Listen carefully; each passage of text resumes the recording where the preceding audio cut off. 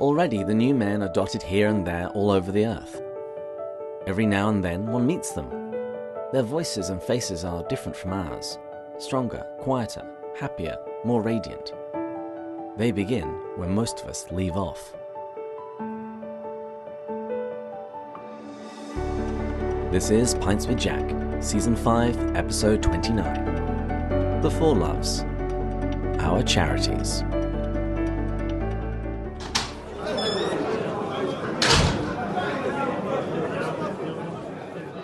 Good morning, everyone. Pints with Jack is your weekly C.S. Lewis podcast where three friends, Andrew, David and Matt, break down and discuss the works of C.S. Lewis. This season we're talking about love, slowly and deliberately working our way through The Four Loves, the book where Lewis writes about affection, friendship, romance and charity. This month we've finished the chapter on Christian charity, and so it's time for another episode. Back when we finished the chapter on family affection, I interviewed my mother. And when we finished the chapter on friendship, Matt interviewed his best friend. And when we finished the chapter on romance, Andrew interviewed his wife. But that sort of raised the question, who do you interview following a chapter about agape, Christian charity?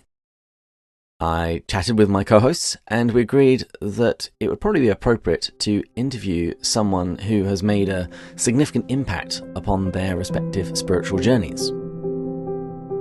And so first up, we have Matt. Well, friends, welcome. I am particularly excited for this episode because it's another one where we invite people who embody the different loves of the chapters in our lives. And this one was, well, maybe the most pressured chapter to figure out who would embody this, because as you listeners know, we have just finished up the agape chapter. That is divine love. And we've gone through affection, friendship, eros, sexual love, marriage type love, and now we're into agape. And I was thinking to myself, as David, Andrew, and myself asked, what would we want out of this? Like, how would we identify a type of individual who embodies this love? And I was thinking to myself, who has shown me and demonstrated charity to myself? In that supernatural charity, like the point when you don't feel like you necessarily deserve it, but you have still received a love. And so as I was thinking through this, there was one individual that came to mind, and that is Stephen LaFata. He is a very dear friend of mine from my time out in San Diego. So I moved out in San Diego in 2013, right after college. And we worked together for 3 or 4 years, more or less. So we were in the trenches together. We were desk by desk together. And I just experienced so much love in the beginning of the relationship, which I'll explain in a second. But before I go on that tangent, I want to welcome Stephen to the podcast. Stephen, welcome.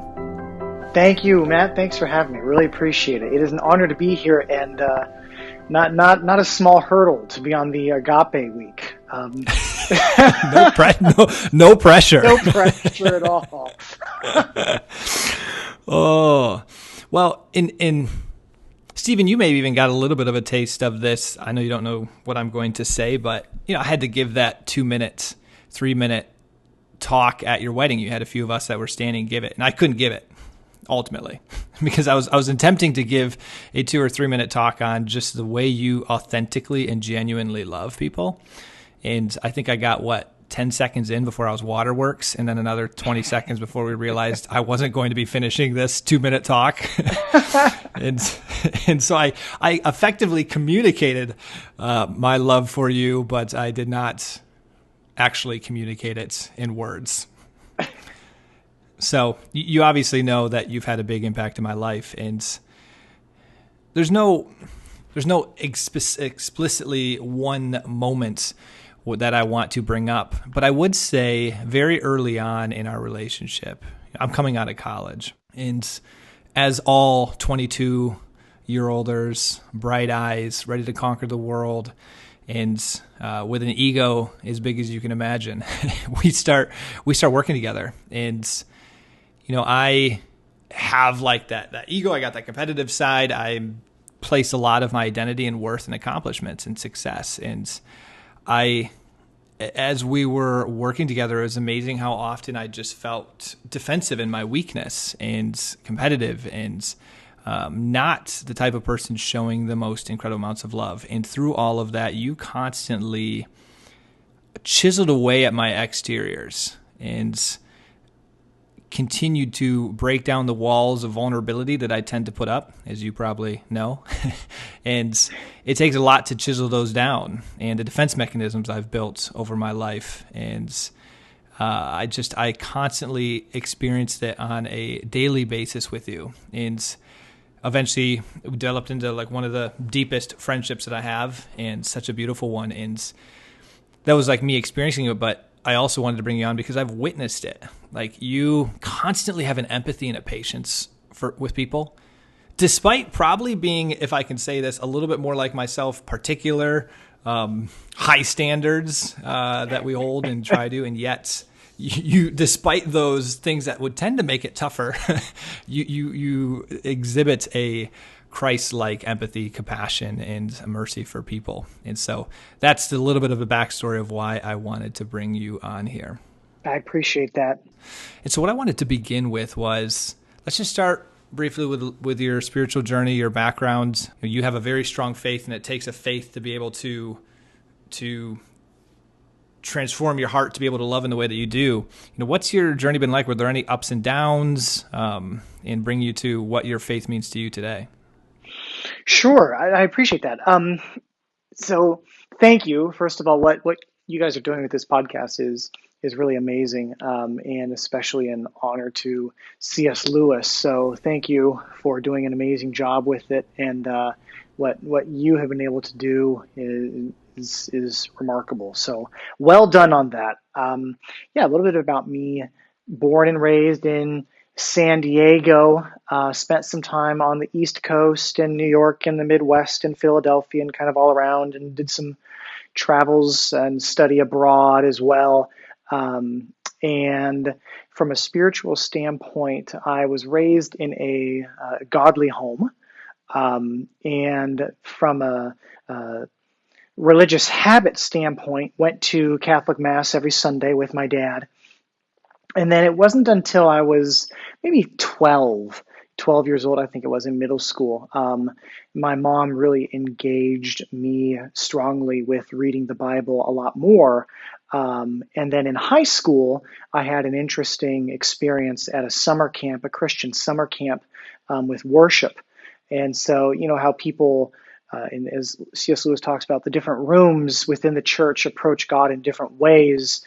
I have an appreciation for people that are able to approach God, whether it be a more ritualistic standpoint, a emotional worship standpoint, reading the word standpoint, nature standpoint. So all these different methods of approaching God, I have an appreciation and understanding for, and then got heavily involved in Christian ministry in college with a nice diverse group of people that were a lot of fun, where we chiseled each other, which I like that term, continue to chisel each other.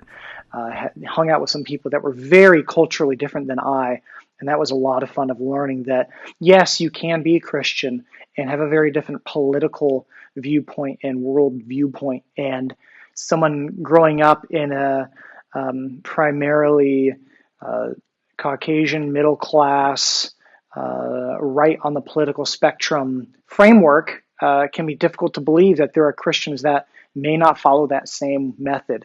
So that was very pivotal in my growing up. And then my absolute favorite class, even though at Duke University I majored in mathematics and economics, my favorite class and the most sought after class. In fact, so sought after that it was only reserved for second semester seniors, and it was a lottery process to get into it. And it was the only class that even the community, local community, tried to get into and sit in the back and listen. And that was a C.S. Lewis class. Whoa. And the professor was an incredible professor on C.S. Lewis. And we read 1 to 2 books a week with him. And his thoughts resonated with me in a lot of ways, from just everything that he accomplished, and then his historical perspective during World War II and all of that. So in a lot of ways, he resonated. So that's, I guess, a little bit about my background, geographically, maybe culturally, my spiritual walk. So I'm back in San Diego now, attending a church, and still, just a couple weeks ago, actually, I was just chatting with someone about. We were talking about a science fiction book. I enjoy reading post-apocalyptic sci-fi fiction, and it was with my dad, and we talked about reconciling Christianity with aliens. And I even a couple weeks ago talked about, well, have you read the C.S. Lewis's Space Trilogy? And so anyway, it always comes back to Lewis somehow.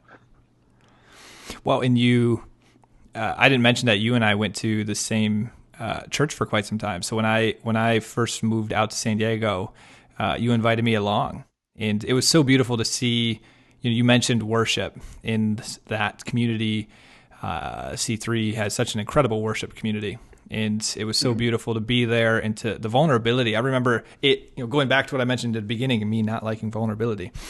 You'd put your arms out in worship, and you would really bring your bodies into it. And it took me, honestly, a month, maybe 2 months to slowly, start with the hands, like Hitch, the movie, the drop right there, 90 degrees, keep them close, and then slowly start to be willing to open up a little bit more. I mean, it is a uniquely culturally Western, maybe even from English and Anglican and Puritan, but an interesting Western culturalism that we have in how we approach church, and different cultures approach it in different ways. And so it is fun to see when you go to Latin America or even some countries in Africa that approach things even more physically, and more with their bodies, and heck, even other faiths. You'll see Jewish people at the Wailing Wall moving their bodies. And so I know some people might, the initial thought might be, well, I don't need to physically move. Well, no, you don't. There's definitely cultural elements to it, but being open to that. And I think this is an interesting segue to the agape love. I have some thoughts as you asked me to think through some things. Segging, if that's a verb, segueing into that. Some people approaching God in that way, not being judgmental or holier than thou about that. Let's do it. Let's seggy our way into that. I've done segged. Past participle. There's a whole joke on the podcast because I make up words. Oh yes.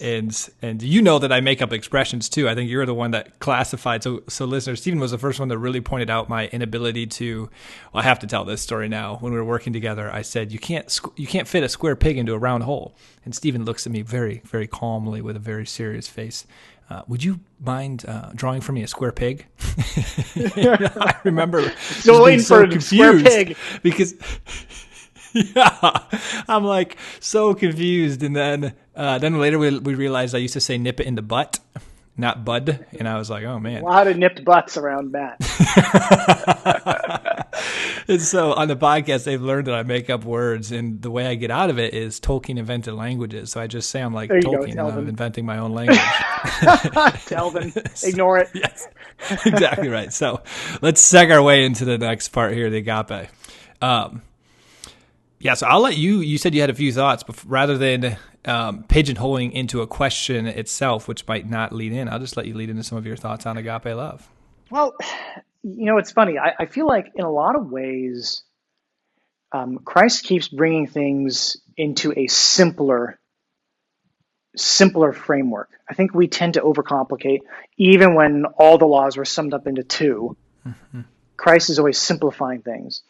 And for me, something that is pivotal and that I keep thinking about is actually something I saw on, I don't know if listeners ever saw the show So You Think You Can Dance, or of course American Idol, but there's a season I watched and I loved, and there's often where the contestants join up in groups and they have to make a dance together to compete, and they have to interact well together.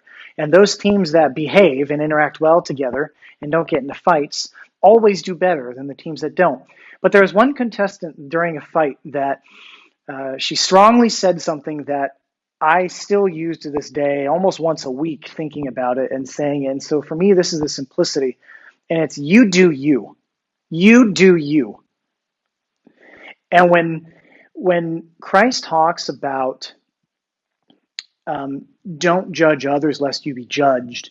In a lot of ways, in our interactions with people, we don't just do ourselves. We feel like we're either higher than or lower than someone next to us. Someone cuts us off on the street, we're able to jump into their heart and realize that they, with full knowledge and premeditated intent, waited for me to get on the freeway. Once they saw me on the freeway, they said goodbye to their family. They zipped in their car and they jumped in just to cut me off. That's how it feels. That's how it feels. And in that moment, we're mad and we honk. And whether or not for safety reasons you should honk, that's beside the point. That the content is within the heart. And it's the idea of, in that moment, we believe that we know everything going on in their lives. We know without a shadow of a doubt that there are no excuses, and that we are the ones in that moment that are the arbiter, and we're going to judge them and we're going to be angry at them. And then the other way around, when you're less than. So you look at someone and they're more successful in certain ways that you perceive, or there's some jealousy, or there's, I can't measure up, maybe I shouldn't say something. It's this feeling or this concept that everything that Christ has put into you is not enough. And so I feel like Christ, in saying, just leave it to, in so many ways, judge not lest you be judged, and take the plank out of your eye before the speck in the other person's eyes. Focusing on ourselves and giving people, extending that grace that everyone is a work in progress and everyone is a jar of clay being made, really, really helps that mindset and that interaction. For me, that's a foundational framework of any interaction. Well, first, that's an incredible framework. And I have a follow-up question to dive a little bit deeper into that. But I wanted to first share, it reminds me a lot of, have you seen the movie or read the book The Shack? Yeah. So remember that scene when he's told to like judge his father, and the Holy Spirit is showing him, they're in the waterfall, and he sees this little boy being beat and abused, and he finds out that's his father being beat by his father. Mm-hmm. And then he also makes the decision of, with your children, like, who would you choose to sacrifice or something? I don't remember exactly what it was. But the point is, like, we don't have the ability to play God.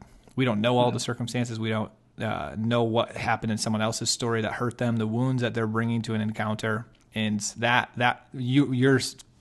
what you just shared reminded me a lot of that scene at the waterfall. And I will never forget that scene. It's probably the most transformational scene in that movie for me. And there's a nuance, because a lot of people hear this and think, "Great, I have to be a carpet that people tread on. Like I'm never allowed to have boundaries.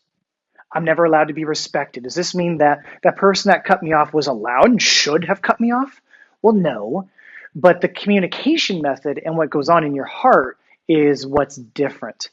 And so someone saying something you're having a morning meeting with a colleague or a friend, and they cut you off, they say something, and you move on with your day, and you're angry about it, you're annoyed about it. Well, again, let's not assume that the past week they've been talking to their spouse and planning to cut you off in the conversation this particular morning. Let's say that something else may have been going on. Maybe they didn't even hear you on the microphone speaking. Let's give a benefit of the doubt, and then come back and you can still clearly communicate. Hey, it hurt me when ABC happened. How can we improve communication so it doesn't happen again? So there's still a reconciliation and a growth that can happen, but you're coming at it from a perspective of not knowing more than or less than, but having a peer-to-peer communication on a way to improve both of your lives moving forward. Have you ever seen David Foster Wallace, the talk, This is Water? No. Oh, I'm going to send it to you after this. I don't want to take up any more time from our time going down that path, but it describes very much what you have just described, of understanding that you are not the center of the universe and other people have stories. And so I'll send you that. You'll appreciate it. The question I want to ask to dive slightly deeper into this is, that framework's incredible, and I fully agree, and it's just so powerful to have that. My next question would be, what have you done to help there's the intellectual understanding of that. And then as someone who's a little more impulsive, like myself, there's the in the moment. And so I can very much personally have that framework when I have a chance to breathe. So let's say I get an email or something and I get a little frustrated, and then I take a step back and I do a lot of what you say. And it really is helpful, and empathize and put myself in their shoes and understand there wasn't malicious intent. But in the moments, the as you've experienced from me probably plenty of times, I have a natural knee-jerk response, and it's usually not quite as charitable as what you described. And so I'm just curious, what are some practices or some things that you've done in your life that helped soften you to make this more second nature, what you've described? Because I'd imagine I'm not the only person that doesn't have this second nature despite desiring it. Yeah, I'd say two things. One, realize it in ourselves first. So the concept that God looks at us and gives us this grace, knowing even before we're about to do something that doesn't measure up, isn't optimal, isn't Christ-like, and we are still forgiven. And a lot of that is in our heart and mindset. If we, at the end of the day, we come to God and we say, darn it, I shouldn't have said that, darn it, it wasn't right, and I'm sorry, I feel bad about that, but you know what, it's okay, I'm going to grow from it, and you have that connection with God where he says that the Holy Spirit convicts, totally get it, together we're moving forward. It's not like God gives you the cold shoulder. He extends that grace to you in that particular moment, and the more that you're aware of it in yourself, you actually start to employ that to others. So there are times, have you ever cut someone off? I keep using the driving analogy. I don't know why. Maybe because there's a lot of assumptions and confrontations in driving. In the cars, or you humanize the cars and you think that this big truck is a boss and a big jerk, and this little car is a little snooty car. I don't know, but maybe we humanize vehicles. But when you do something and you think, oh, geez, I didn't even think of that, or I didn't see that. You're not suddenly thrown into hell because you made a mistake. And so the more that with ourselves we can see that and appreciate that, and then we see when other people are in similar situations, we are able to recall the grace and forgiveness that we've received. And then the second thing, I think, is practice of understanding our own emotions and our own thoughts. And frankly, something that's helped me with this has been mindful meditation. Having a better understanding of my own emotions, where I feel it, how it feels, when it comes up, being aware of my emotions, balancing them, being curious about them. And then it has slowed down I call it my amygdala clamp. So our emotional fight or flight center of the brain, and everything passing through the brainstem in your amygdala, and does not get to your prefrontal cortex if it clamps down and you get angry and you have the fight or flight. So through understanding your own emotions and practicing techniques with that, it's been way easier to not allow the amygdala to clamp so much. But frankly, it's just giving yourself grace and practicing. And it's okay to mess up. I mean, going to a sports analogy, the only way you get better at three-pointers, because it is NCAA tournament time, is to take three-pointers. So you're gonna miss a lot before you make any, and it's okay. So I think giving yourself grace through the process and understanding we're all growing, and then finally, as you're growing, not to think that you, of course, are better than anyone because you have grown in this. Like, oh, they obviously haven't grown in their ability to give grace and love, and so I am therefore better than them at that. That's not okay to think. I love that your answer was so Lewisian. It's brilliant. So Lewis, with forgiveness, he gives us for a lot of different answers, like this general concept that you followed really beautifully.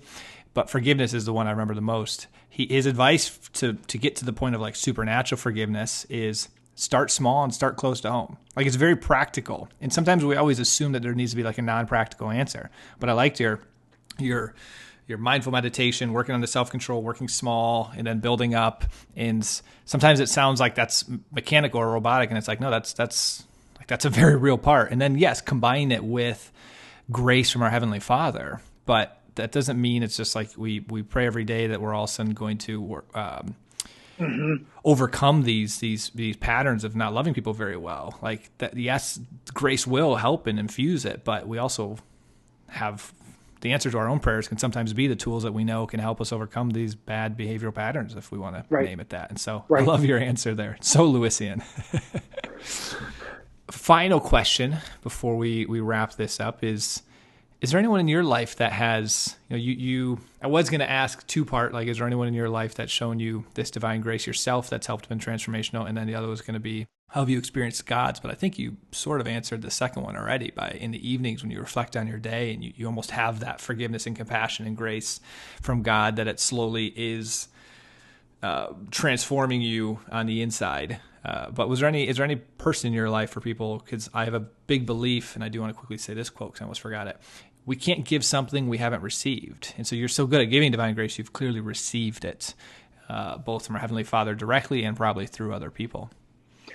Yeah. I mean, the one from, I think I've talked enough on, well, maybe I haven't talked enough, but I've touched on the one from God on a daily basis. But my wife does an amazing job, and she is someone that I have seen that is able to quickly not dwell on issues and problems that arise. So when there's a disagreement and there's something stupid that I say, which happens often, the ramifications and the length of time that she dwells on it is so short that I am always amazed, and I always think, wow, I want to be able to do that as well. Mm-hmm. And so I just remark on the amount of time that she's able to go from, I'm mad, I'm annoyed, to, okay, great, what's happening next? That, like, wow, like it doesn't even scar or dwell. You don't dwell on that, and that's something that she does to me that I'm always floored by. And I think, geez, if I want to get to the point where that 0.2 seconds of annoyed to back. And I guess I see that a lot in my 2-year-old too. My 2-year-old daughter at home, kids quickly go from annoyed to happy, and they don't dwell on the past either. And it's truly remarkable, that gift that they have. And there's some point at which we start to dwell, and then we go into this negative spiral of, and it's literally, they are thoughts that affect our emotions. They're not things that are happening that then affect our thoughts necessarily, but they're thoughts that we dwell on and dwell on and dwell on, and then we give them power, and then we give them spiritual power, and then they take on physical power over our bodies and our health and our friendships and our family. So she's someone that has demonstrated that to me. What a great answer. I didn't know who you were going to choose. That's fantastic. Well, maybe I'll get some points too. You can always you're going to get brownie points. I will send this to her, so it doesn't seem like you're strategically sending this to her. I'll make sure it's coming from me, but then she'll hear this. I got you, man. I got you, brother. Well, hey, I really appreciate you coming on, Stephen. This has been just a gift to be able to hear your experience. And again, I'm just so grateful for the love that you show me, and I love you very much. And I just appreciate the impact that you have had in my life, man. Well, thank you. And just your managing this podcast, your growth, what you have meant to me in my life has been remarkable. And just even being a groomsman in my wedding and being there on that special day was so amazing to be able to have you. So thank you for what you have done as well. You are welcome. Well, thank you for joining, Stephen. And have a great day, brother. And next we have Andrew. Well, I'm grateful to be here today with my dear friend, Amber Salladin. We met years ago, 2006, I think. Yeah. The first year I met Malcolm Geit, and we did some work together with the C.S. Lewis Foundation. She and her family have been involved there for years. A marvelous musician and choir director, a great mom. So tell our listeners a little bit about yourself. So I'm Amber Salladin, and in the Lewis world, I'm the Arts and Ministry Director at the C.S. Lewis Foundation. I'm also a worship leader at an Anglican church in Lower Manhattan, where my husband planted about 5-6 years ago. So I'm married to an Anglican priest.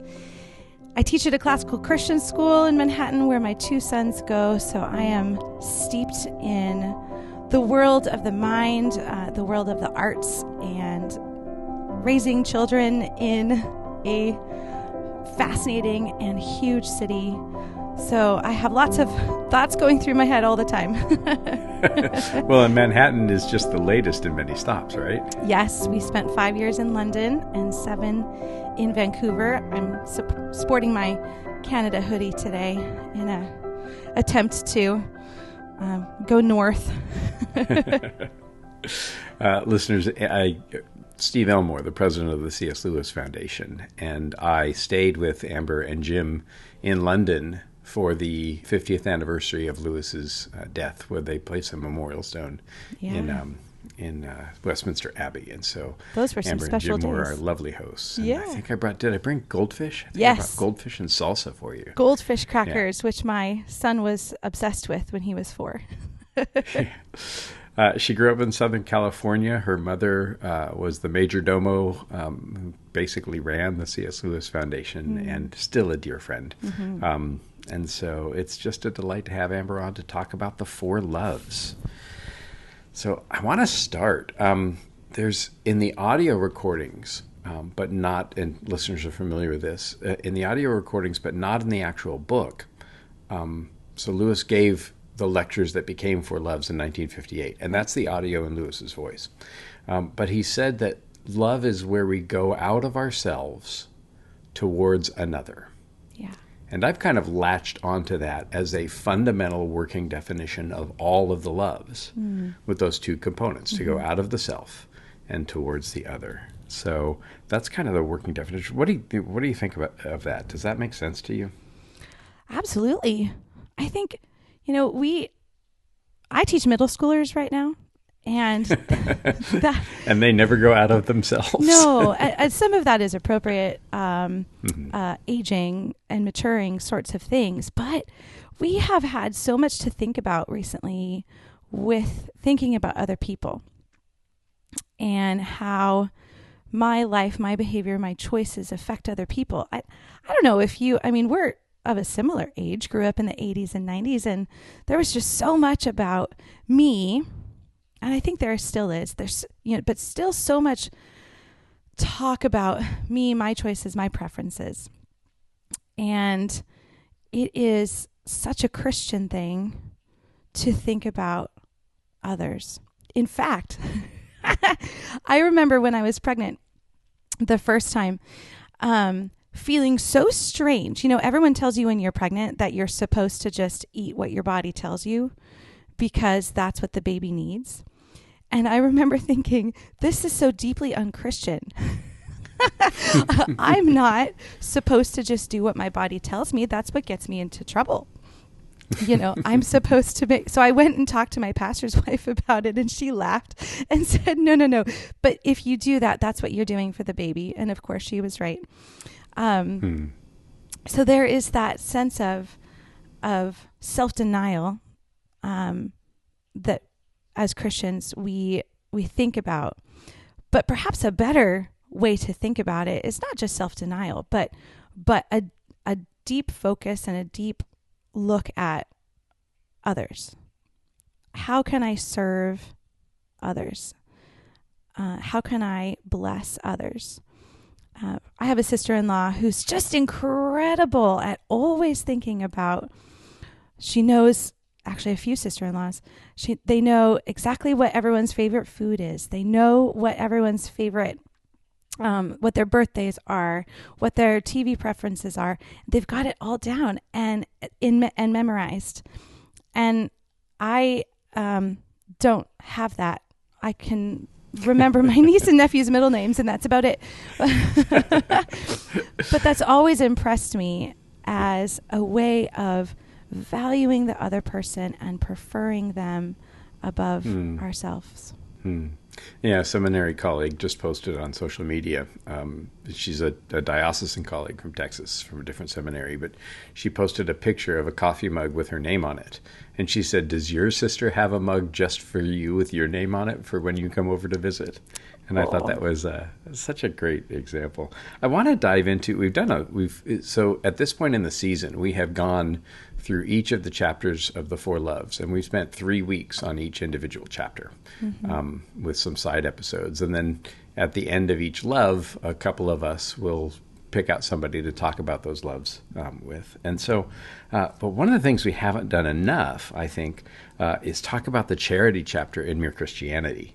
And they seem to dovetail so beautifully. Yes. So Lewis starts out saying, it is about love, charity, caritas. It is a state not of the feeling, but of the will. That state of the will which we have naturally about ourselves and must learn to have about other people.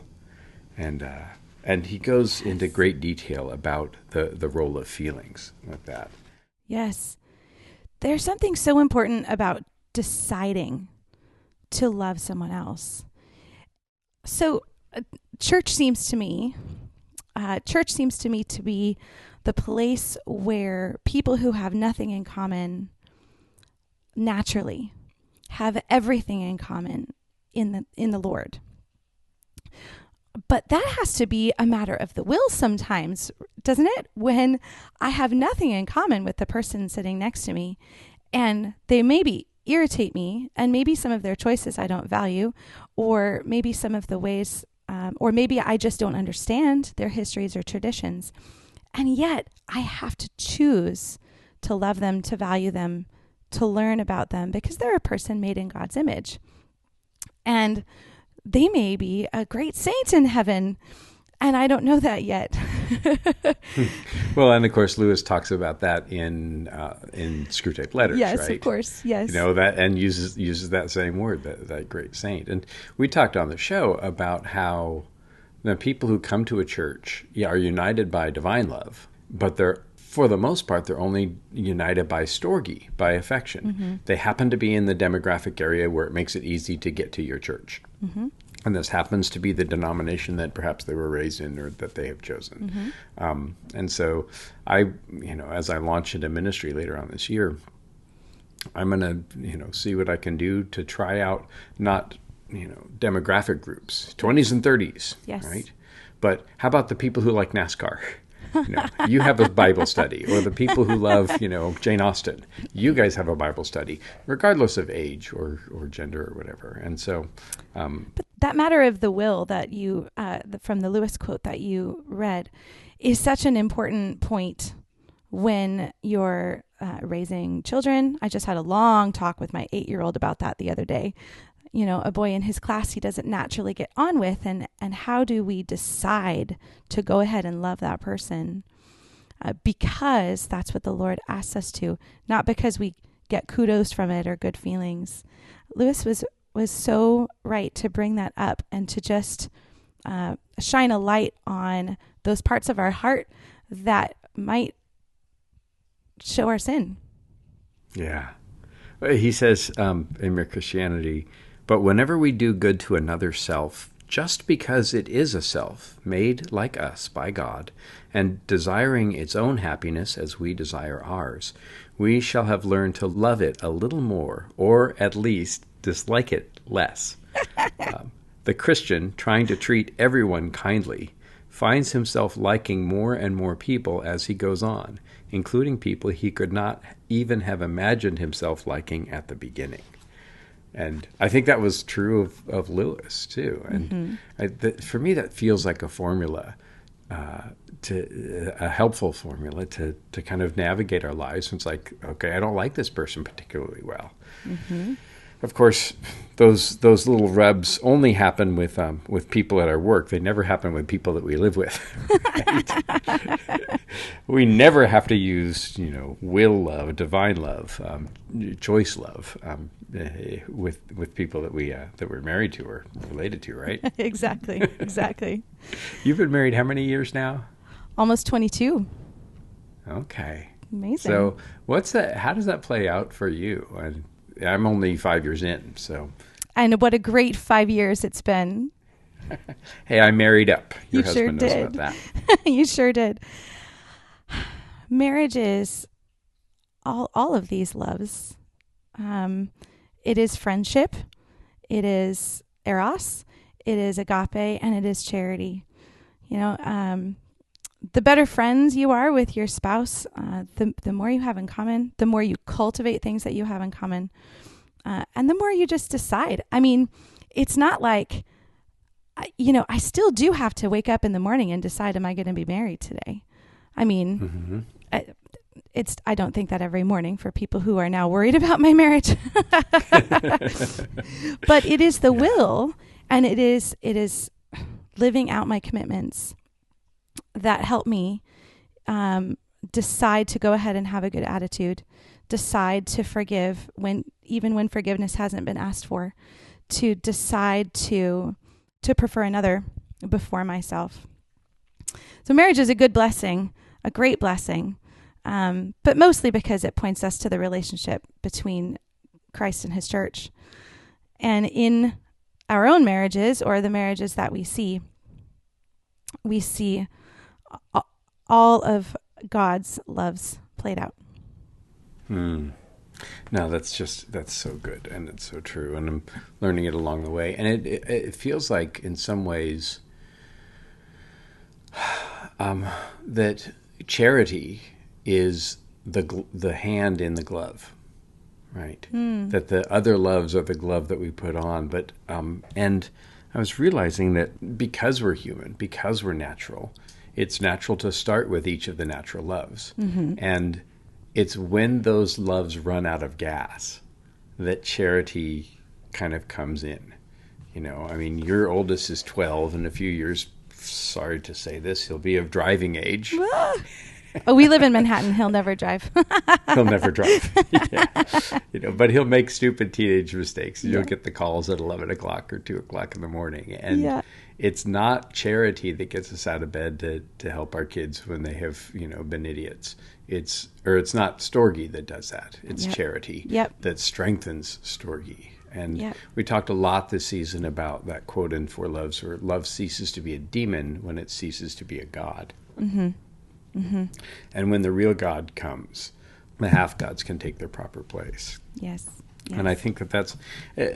how about in friendship? How has that worked for you over the years? How have you seen divine love kind of invading your friendships? In a very similar way to what happens in church and what happens in marriage. Some of my friendships are natural and easygoing, and some of my friendships are choice. I had a colleague in London who I think we both recognized that we didn't have a lot in common. And yet I saw her, and I saw in myself a commitment to one another. And so we did grow in friendship, and it was never easy. But we did commit to each. I mean, we never said this out loud, and she was English, so maybe that was why we never said it out loud. But yes, David. There was that sense for which sometimes friendship is a choice, and it's a good choice, and you can learn in that choice. I think in New York, it's been really important for us and to cultivate friendships with people who are very different than us, different backgrounds, different accents, different roles and walks in life. And as we've been more and more connected to the different churches in New York, of which there are plenty of gospel churches in Manhattan and in the Bronx and in Brooklyn and Queens. But not on Long Island. Oh, I don't. I'm kidding. I'm sure there are in Long Island and Staten Island too. I'm kidding. I'm just messing with the boroughs this morning. It's been such a joy to see and to grow from Christians that we haven't had much in common with. But again, those were decisions. Yeah, I think, and we talked about, in Lewis, he talks about fantasy, intellect, and will in Screwtape Letters, and the concentric circles, and how fantasy is at the outside, intellect is next, and will is at the center. And it's only once the will is operative that anything good begins to happen. And then he talks about an action repeated becoming a habit, and a habit repeated becoming a virtue. But it all starts with that kind of act of the will. I mean, I think that Lewis himself had difficult relationships. Yes. That he had to practice charity for. I mean, I think of Mrs. Moore, certainly, but then also Warney, fishing him out of pubs and things. And any two people who've lived together for a while know how to rub each other the wrong way. Yes. And I think that's when charity kind of has to take over. Absolutely. It's like what Augustine says about ordering our loves. Mm-hmm. And we've been talking a lot about this year at school, because I teach at a classical Christian school, and this has been our... Yeah, so say a little bit more about Augustine. Yeah. Yes, this has been our theme for the year. This is Augustine on Christian doctrine. But living a just and holy life requires one to be capable of an objective and impartial evaluation of things. To love things, that is to say, in the right order, so that you do not love what is not to be loved, or fail to love what is to be loved, or have a greater love for what should be loved less, or an equal love for things that should be loved less or more, or a lesser or greater love for things that should be loved equally. So I do need to love my husband more than I love coffee. Mm-hmm. And that's an easy one. But what about my love for Netflix or social media? What about my love for exercise? I don't love exercise, but I've had to cultivate a love for exercise. How do I order my loves in such a way that those are then becoming habits, which then become virtues? And so I am not, which is what you just said, right? So I am trying to build into myself affection for the things which should be loved the most. Mm-hmm. And this is, I don't remember discussing this as children in the church. Mm-hmm. Yeah. Well, and that's the genius point of Lewis is, yes. For me, in terms of relationships, he said, don't worry about how you feel about it. Just do it. Yes. Just act loving towards somebody, and the feelings, begin to show up. And of course, that's the, let's see, is it Mere Christianity? I think it's the end of one of those chapters. Let's see. Mm-hmm. But the great thing to remember, end of Charity chapter in Mere Christianity. But the great thing to remember is that though our feelings come and go, his love for us does not. It is not wearied by our sins or our indifference, and therefore it is quite relentless in its determination that we shall be cured of all those sins at whatever cost to us, at whatever cost to him.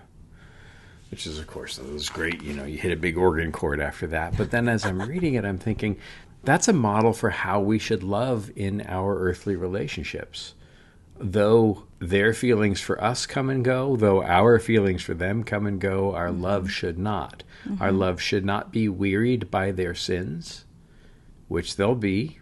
We shouldn't be wearied by their indifference, and we should be quite relentless in our determination that we will participate in any way we can for the curing of those sins at whatever cost to ourselves, right?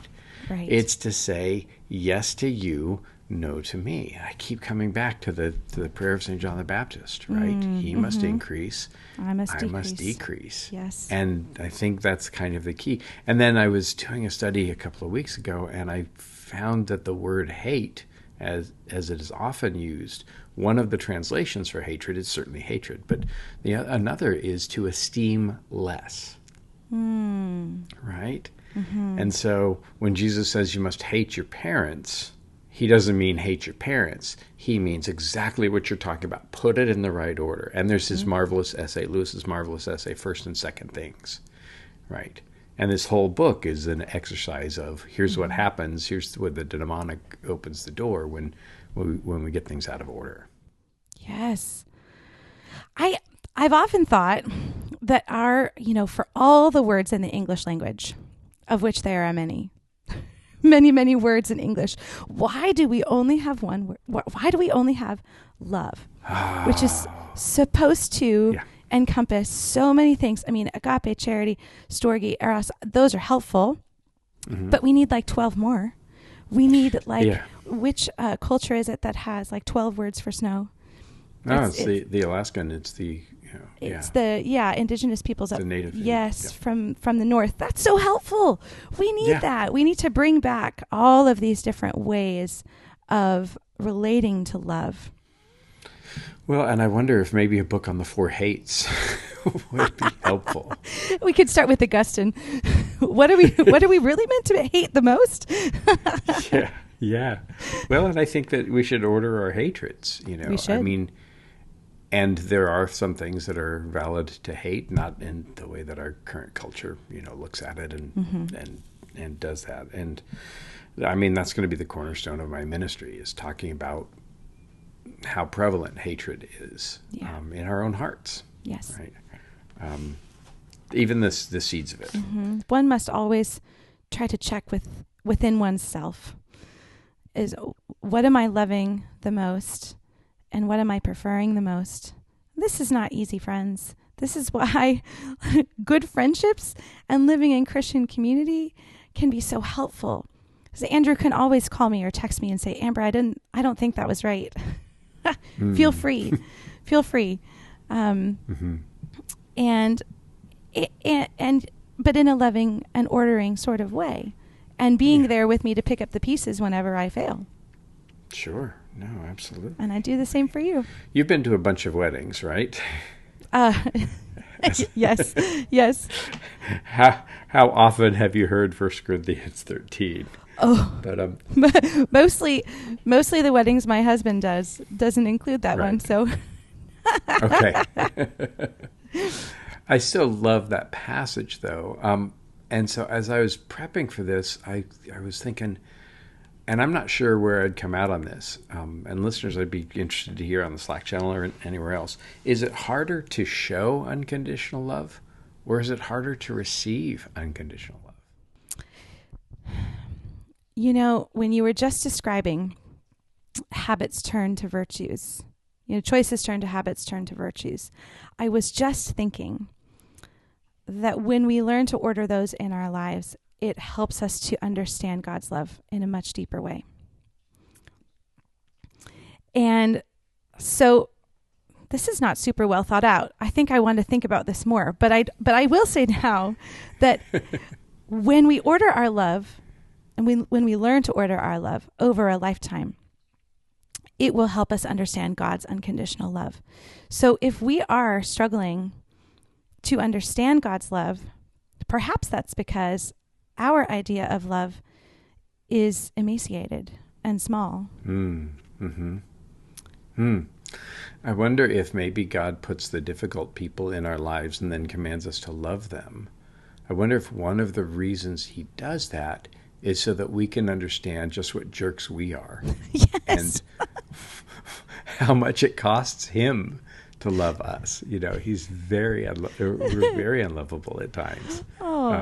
Lewis says it's that love that comes, let's see. Oh, well, while you're looking for that, I want to tell your listeners about 1 Corinthians 13, that if they want to listen to a great recording of that music set, they should find our friend Jack Redford's choral setting called Love Never Fails. And Jack, J-A-C. That's right, J-A-C marvelous. acronym. Yes. We were just talking about Jack because Malcolm Geit is on our campus today. Woohoo! I got to Malcolm. pick him up from the airport. He's writing some poems for our bicentenary, and so I got to spend some time with him. Took him to the pub where we have proper English beer, thanks to me. That's a story for another time. But so we were talking about ordinary saints and Jack, and that's fantastic. It is a state not of the feelings, but of the will, the state of the will which we have naturally about ourselves and must learn to have about other people. Yeah. Right? I'm going to take care of myself. I'm going to eat and drink and bathe, and I'm going to, prefer my own opinions and all the rest. And that comes naturally towards me. And so as I try to become like God, then I try to maybe see, and that's what a great irony. I love myself selfishly, but in some ways selflessly. It's selfless to eat and to breathe and all the rest. And so there's a fundamental kind of caring for myself that has to be constantly maintained, which if I don't do, things are in trouble. And so maybe take that, I think that even the core of selfishness about our self-care, I'm not saying that all self-care is selfish, Right. or maybe let's say self-centeredness. And as I learn from the way that I care for myself rightly and naturally, then I can promote that into the way that understanding the way that God cares for me, and then the way that I can feebly, falteringly try to do with others. This is a lifetime I think that's the thing. challenge, right? Such a challenge. Get the self properly ordered. Absolutely. And who was it that said the first and the last sin to overcome is pride? It seems like one of those old guys. I'm not sure, but Lewis calls it the great sin. Yes. In Mere Christianity. Yeah, that when we first come to understand ourselves as sinners before a good God, we have to let go of our pride. And yet, that never leaves us, because humility, as soon as we're really proud of ourselves for having overcome lots of sin, then we have to overcome pride yet again. And I've often come back to that thought that the more in touch with my own sin that I am, that's actually a sign that I'm growing in holiness, although I don't feel that way. So this is not, this is a lifetime of, it takes a lifetime to work this out. And I so look forward to heaven, which is why I loved how Lewis ended the charity chapter with lots of ideas about heaven. What will we be in heaven? What will our relationship with Christ be in heaven? What will our relationship with others be in heaven? Because there I will finally be able to do what it is that I want to do. Yeah. And my wants will be rightly ordered. Yes, because I won't be capable. Yeah. I won't be capable of sin. So it's like when Lucy at the end, she's like, when they get to Aslan's country, and she says, "Have you noticed you can't feel fear here?" I love it. Right? Yes. Try, and they all try to be afraid, and they can't. Right? Yeah, it's that thing where. But in some ways, it'll be magically scooped out of us like an ice cream scoop. But in some ways, the tower of our own selfishness and pride will have been loosened by our efforts to be, humble throughout. Yeah, and in fact, the chapter right before charity is the chapter on pride. And I oppose pride and charity. I think the opposite of love is self. And we do need to finish up, but this wonderful last paragraph before the charity chapter in Mere Christianity. If anyone would like to acquire humility, I think, tell him the first step. The first step is to realize that one is proud, and a biggish step too. At least nothing whatever can be done before it. If you think you are not conceited, it means that you are very conceited indeed. So I know that I'm conceited, so that must mean that I'm quite humble. The funny thing is, I don't think the reverse is true. Okay. No, but it's a start anyway. It is a start. We could go on for an hour, and it's always a delight to spend some time with you. You're racing off to some things. I'm racing off to some things. In the background, I've got a bottle of scotch that Malcolm brought for me, and we're going to have pipes and scotch later, but I'm just drinking water this morning. Oh. Yes, and we'll raise a dram in your direction. So. Please do. Please do. Well, listeners, we just encourage you to grow in your loves, to be aware of your hatreds, the way that we esteem each other less than we should. Give yourself a break, because that's what the cross is about. It's the ultimate letting you off of the hook to realize that we stumble in these ways. And maybe because of the time that my dear friend, who I love, and I have spent here, that she and I, and hopefully the rest of you, can go through our days loving those that come our way. So, well, thanks again, and safe travels to you. And the listeners, will turn it back to David now. That's the last call bell here at the Mitre Pub. We hope you've enjoyed hearing a little bit more about the spiritual journeys of Matt and Andrew and the people who made all the difference. We'd like to thank them for coming on the show, and you for listening, as well as our Patreon supporters, and particularly our top-tier supporters. Thomas, Deborah, Anonymous, Bill and Joanna, Snort, Bud, Shane, John, Kevin, Brian, Kay, Paul, Kimberly, Gillis, Gary, Stephen, Matt, Kelly, Chris, John, James, Kate, Peter, David, and Rowdy. In the next episode, we'll be having a retrospective of the Four Loves. So please join us next time, when we'll be going further up and further in. Cheers!